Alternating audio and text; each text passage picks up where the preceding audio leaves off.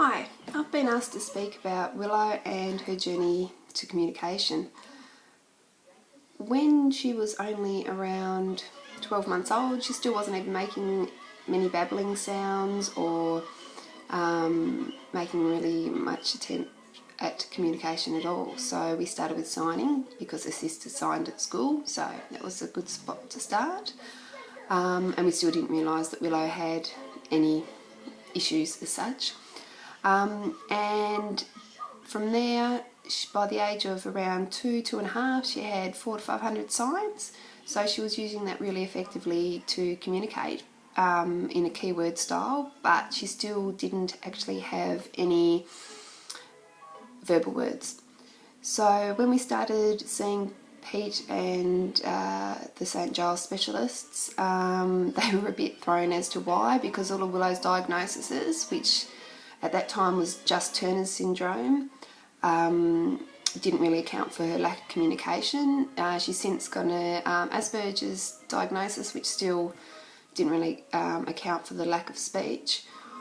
When we started with some Bixon chat boards, which, you know, she was open to using, but they still didn't give her back and forth communication skills, which is what I was really looking for. And then when we started seeing Laura 12 months ago, so Willow would have been 3.5, we've just been looking back on her journey, and she only had 7 verbal words then. So yeah, Laura got us started with chat boards, and what else we do? We did some books with chat boards. Pete can tell you what they're actually called. And from there we moved to looking at some AAC devices. We settled, we found the best for Willow was the lamp approach. The mode of planning just seemed to suit the way her brain worked. We started with it. She took to it really quickly, but then I was getting pressure from outsides, and her expressive language started becoming better. I handed it back and I said, no, we're not going to go down this path, because I thought it might inhibit her communication skills, or even, send it backwards, and that's verbally. But then I found, after we stopped using it, that her verbal communication wasn't coming forth as quickly as it was when we were using it. So I went back to Pete, and we started seriously using LAMP, and her expressive communication has come forward in leaps and bounds. The more that we use the AAC device, the more that her expressive language expands. So I'm not looking at using it just for basic communication and conversational. I'm using it as a tool to help with her expressive language and her verbal communication. But then, because probably back in September last year, we got a diagnosis of grey matter heterotopia, which significantly affects her frontal lobe, her left side more than her right side.